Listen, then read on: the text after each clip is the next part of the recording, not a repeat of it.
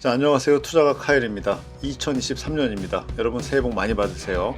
자, 오늘은 연초라서 투자 리스크 관리, 그리고 망하지 않는 투자, 잃지 않는 투자, 버티는 투자, 어떤 게 가치 있는 투자인가, 이런 부분에 대해서 투자에 대한 얘기를 좀 해보겠습니다. 2022년 초에 투자하는 분들 전용 모임이 있었어요. 제가 참석을 했는데 어느 유명 유튜버분이 저에게 그랬습니다. 카일님은 투자를 오래 했지만 이번 상승장에서 공격적인 투자를 안 해서 다른 투자가분들보다 수익이 적을 것 같습니다. 그래서 총 자산에서도 역전이 되었겠네요 라고 그러더라고요. 맞는 말입니다. 저는 2008년부터 한 15년까지 부동산 하락장을 경험을 했어요. 그래서 이번 상승장에서 보수적으로 투자를 했습니다. 상대적이죠. 저만 그런 게 아니고요. 투자를 오래 한 분들은 저랑 비슷한 사람들이 굉장히 많습니다. 하락장을 경험하고 고생한 분들은 상승장이 와도 풀 베팅을 못하게 되죠. 그래서 가급적 안전하고 확실해 보이는 거, 이런 것만 투자를 하고, 또 제가 가지고 있는 캐파보다 좀 더 작게 투자를 했어요. 그러다 보니까 남들보다 투자를 좀 적게 했고, 매도할 때도 남들보다 한두 타이밍, 한 두세 타이밍 빠르게 했죠. 그렇게 하다 보니까 매도하고 나서 가격이 너무 많이 오르는 거예요. 그래서 팔고 나서 가격이 너무 오르니까 좀 아쉬워한 적도 많아요. 회의감도 들고 이게 맞는 건가 하는 생각도 들었습니다. 그런데 지금은 어때요? 그때 2022년 초에 저에게 투자를 좀 더 많이 하지 그랬냐고 했던 이런 사람은 당연히 없습니다.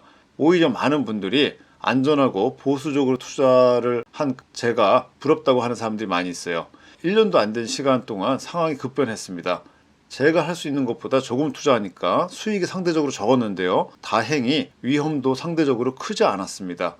투자에 정답은 없습니다. 하지만 중요한 것은 내가 통제 가능한 선에서 투자해야 하고, 외부 위험이 왔을 때 견딜 수 있어야 됩니다.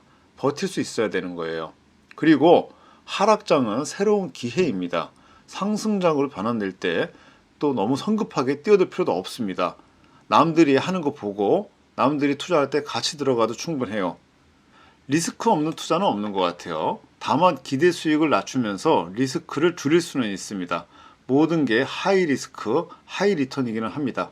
하지만 크게 버는 것보다 더 중요한 거는 망하지 않는 거죠. 크게 벌면서 리스크가 큰 것보다는 리스크를 줄이면서 작게나마 꾸준히 버는 게 더 좋아 보입니다. 투자는 꾸준히 해야 하고요. 무엇보다 잃지 않는 투자를 해야 됩니다. 자, 그렇다면은 잃지 않는 투자는 어떻게 할까요? 무엇이 잃지 않는 투자일까요? 답은 간단합니다. 가치 있는 자산에 투자하고 장기 보유하면 됩니다. 안타깝게도 최근에는 가치가 부족한 부동산에 투자한 사람들이 많이 있어요. 왜 그런가 하면요. 문재인 정권에서 많은 부동산 규제로 인해서 규제를 피하기 위해서 규제 반대급부로 인기가 좋아지는 그러한 투자처들이 있었죠. 가치가 부족함에도 불구하고 규제가 없다는 이유로 투자를 하고, 이러한 투자로 많은 어려움을 겪고 있는 분들이 있습니다. 규제는 있다가 없다가 하는 거예요. 규제 반대급부로 투자하는 것은 기본적으로 위험이 큰 투자입니다. 제가 이전부터 수차례 말씀드렸다시피 최근처럼 부동산 규제가 다 없어지는 것은 가능한 일이었습니다. 예전에도 그랬었고요. 충분히 예상이 가능한 일이었죠. 부동산 규제가 없어지는 거예요. 부동산 시장이 나빠지면 규제는 다 풀립니다. 무리한 규제, 말도 안 되는 규제 정책은 상식적으로 없어지거나 유예되기 마련이기도 하죠. 그렇다고 보면은 규제가 없어졌을 때를 생각을 해야 되는 거예요. 또 최근에 부동산 투자 붐으로 부동산 투자를 단기로 접근한 사람들이 있어요. 거래가 잘 안 되는 요즘에 많이 힘들 수 있죠. 부동산은 기본적으로 장기 투자하는 투자 종목입니다.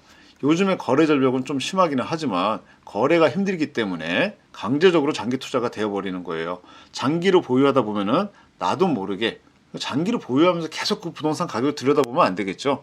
장기로 보유하면서 그냥 가지고 있다 보면은 나중에 보면은 나도 모르게 올라 있는 것이 부동산 투자입니다.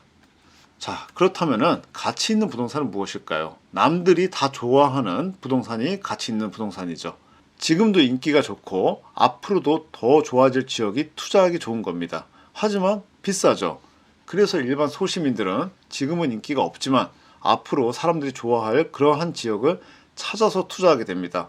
개발 호재가 많은 지역일 것이고요. 찾아보면은 서울 수도권에 개발 호재는 넘쳐납니다. 가치 있는 부동산에 장기 투자하는 게 답이라 그랬잖아요. 장기 투자하기 위해서는 내가 감당할 수 있는 선에서 투자를 해야 됩니다. 욕심을 조금 덜 내는 게 필요해요. 남들의 말은 참고만 하고 결정은 내가 하는 겁니다. 남들이 한다고 따라서 할 필요도 없어요. 내 투자의 주인은 내가 되어야 되는 거고요. 다른 사람에게 의지해서는 절대 안 됩니다. 내가 가진 투자금이 100이라고 하면은 이것을 한 번에 투자하는 것보다 몇 조각으로 나누어서 투자를 하는 게 좋습니다. 또 내가 가진 능력이 투자금이 100이라고 하면은 이것을 한 번에 다 써버리는 것보다 좀 아쉽더라도 반만 쓰는 게 안전합니다. 최근에 부동산 시장이 매우 안 좋다고 합니다. 그럼에도 불구하고 가치 있는 부동산을 장기 보유할 수 있으면은 결국에는 꽤 괜찮은 투자를 한 것으로 결과가 나오게 될 것이에요. 자, 2023년에 부동산 시장이 어떻게 될지는 모르겠습니다. 하지만 우리가 할 일은 그저 본업에 충실하고 부동산 시장은 떠나면 안 돼요. 그냥 쳐다보면서 약간 거리를 두고 관망하면서 지켜봐야 되겠습니다. 오늘 여기까지 할게요. 감사합니다.